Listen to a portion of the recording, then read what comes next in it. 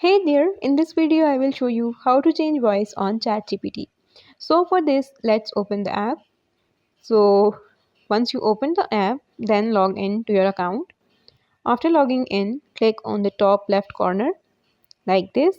And here you need to scroll down and tap on your profile.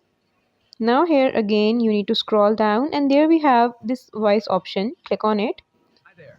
I just So want to if I share how thrilled I am to it. so here So what's if the I game play plan? these voices like this. Hey, I'm ready to hit the ground running. So if there's anything you'd like me to focus on first.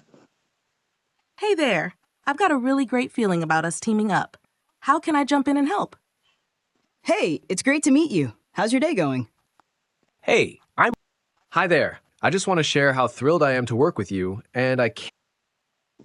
Now I confirm this voice. So in this way you can change voice on ChatGPT. If you found this video helpful, make sure to like the video and subscribe our channel. See you guys in the next one. Bye.